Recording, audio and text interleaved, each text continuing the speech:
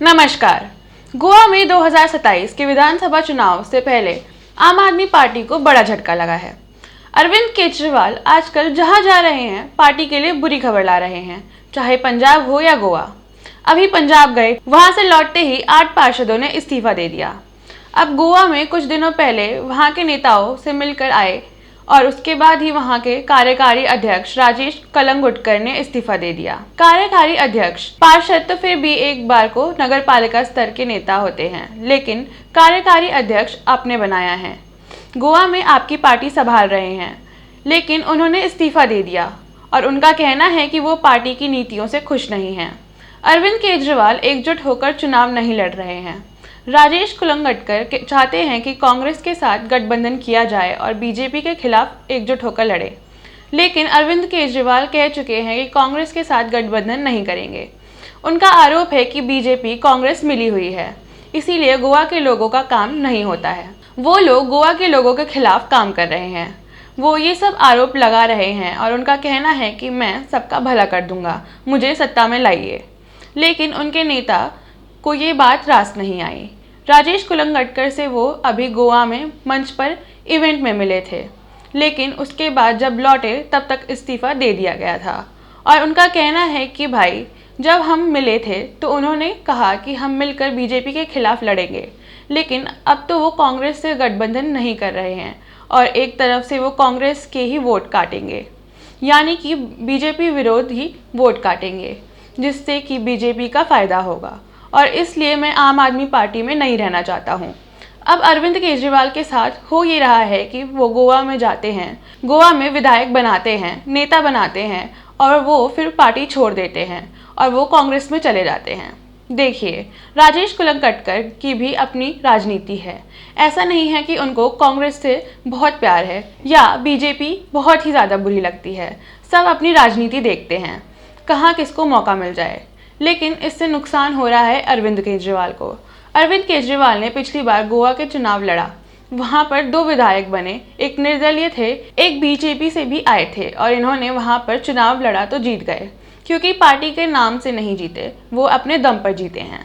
Party ने support किया, financially झंडा दिया, लेकिन चुनाव हुआ, फिर इनके विधायक चले गए और एक विधायक तो बन गए हैं सरकारी गवाह। अरविंद केजरीवाल गोवा में मीटिंग में ये तक कह रहे हैं कि पैसों की चिंता मत करो, कितना भी खर्चा करो, बस चुनाव जीतना है।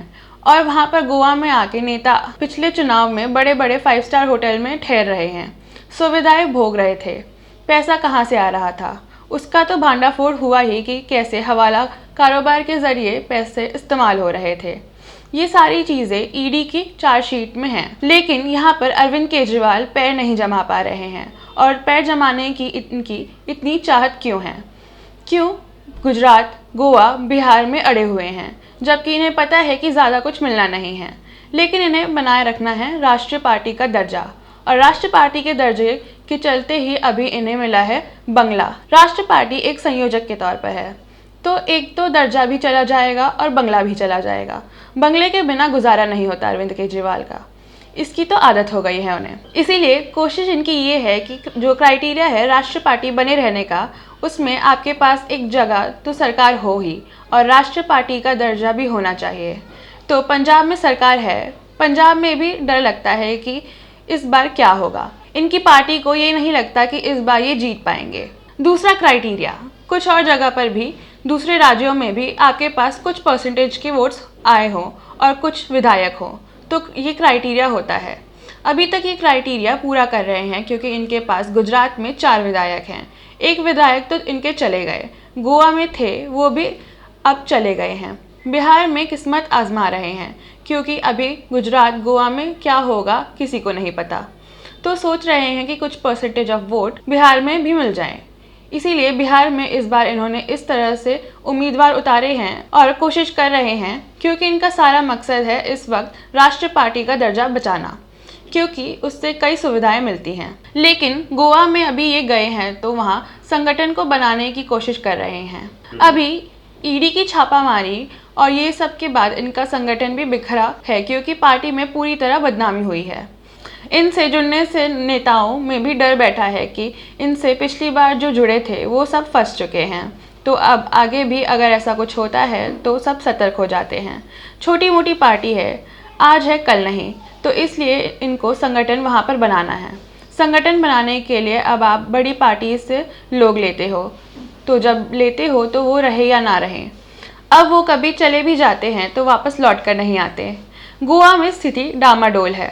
पंजाब में जहां सरकार है वहां पर इनके 8 पार्षदों ने संगरूर नगर पालिका में इस्तीफा दे दिया। संगरूर भगवत मान का जिला है। मुख्यमंत्री जिस जिला से आते हैं वहां पार्षद नहीं संभाल पा रहे हैं। और सिर्फ भगवत मान ही क्यों, इनके प्रदेश अध्यक्ष अमन अरोड़ा भी वहीं से आते हैं। इनके मंत्री हरपाल सिंह चीमा भी संगरूर से ही आते हैं, लेकिन वही इस्तीफे हो रहे हैं। उसमें कुछ निर्दलीय भी हैं। वो निर्दलीय हैं जिन्होंने आम आदमी पार्टी को सपोर्ट किया था और उसमें शामिल हो गए। चुनाव जीतने के बाद नगर पालिका का चुनाव था, 29 सीटें होती हैं। आम आदमी पार्टी मात्र 5 सीट जीती थी, निर्दलीय को मिलाकर ये बने 12। उसके बाद कुछ जोड़ तोड़ करके उन्होंने अपने अध्यक्ष बनाए, लेकिन अब 8 पार्षद चले गए। अब वो कह रहे हैं कि आपको अध्यक्ष का बहुमत साबित करना होगा, हम सदन में प्रस्ताव लाएंगे। अब इनके लिए मुश्किल है बहुमत साबित करना, तो वहाँ भी एक खतरा बना हुआ है। और सिर्फ बात इन 8 पार्षदों की नहीं है, बात है आम आदमी पार्टी के अंदर क्या चल रहा है। पंजाब के अंदर गुटबाजी है, आपस में लड़ाई है। मुख्यमंत्री है, वो मुख्यमंत्री कहने को ही है, उनकी कुर्सी कब तक रहेगी किसी को नहीं पता। पार्टी और सरकार चला रहे हैं अरविंद केजरीवाल। अभी वहाँ गए थे, सारे उद्घाटन करके आए 2 दिनों के लिए। बाढ़ में तो गायब थे, इनकी बड़ी फजीयत हुई। इनके खिलाफ बहुत बोला गया, तब ये 1 दिन के लिए आए थे। लेकिन जब बाढ़ का पानी उतर गया, सब चीज़ें लगभग अनुकूल हो गई, तब ये वहाँ फीते काटने आए। 2 दिन के दौरे पर रहे तो लगा ही नहीं कि भगवत मान मुख्यमंत्री हैं। ये आगे आगे, भगवत मान पीछे पीछे। फीते ये काट रहे थे, हर जगह मुख्य अतिथि बने हुए थे। तो पंजाब में जब पद किसी और का और शासन किसी और का, तो कन्फ्यूजन तो होता ही है और सब अपने अपने हिसाब से फिर चलने लगते हैं। सब कुछ करने की कोशिश करते हैं और गुटबाजी बढ़ती जाती है। यही पंजाब में चल रहा है, जिसका एक नतीजा अभी इनके 8 पार्षद गए। उनका भी कहना है कि भाई हम अध्यक्ष का काम से खुश नहीं हैं, रवैया ठीक नहीं है। और उन्होंने भगवत मान और मनीष सिसोदिया से भी बात की थी, लेकिन उन्होंने भी कोई स्टेप नहीं लिया।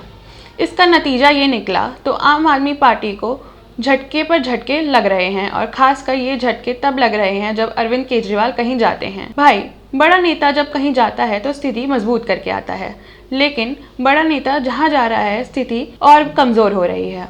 अरविंद केजरीवाल पाँव पसारने की कोशिश कर रहे हैं अलग अलग राज्यों में, लेकिन ये इतना आसान नहीं है। पहले तो दिल्ली हार चुके हैं, दूसरा इनके पास पिछली बार पैसे की कमी नहीं थी, लेकिन इस बार फंड्स की समस्या तो है। पंजाब के लिए भी चाहिए, दूसरी जगह के लिए भी चाहिए और ढंग के नेता भी चाहिए, और वो बने रहें, ये भी ज़रूरी है। तो कई समस्याओं से जूझ रहे हैं अरविंद केजरीवाल। ऐसे में दूसरी जगह तो कितना ही फैल पाएंगे, ये तो बड़े कम चांसेस हैं। लेकिन पंजाब में ही सत्ता बनाए रखें, ये भी इनके लिए चुनौती बन गई है। धन्यवाद। हमारे वीडियो को लाइक कीजिए, शेयर कीजिए और हमारे चैनल को सब्सक्राइब कीजिए। ताज़ा खबरों से जुड़े रहने के लिए हमारे चैनल को सब्सक्राइब करें और बेल आइकन को दबाना ना भूलें, ताकि हर खबर की नोटिफिकेशन आपको मिलती रहे।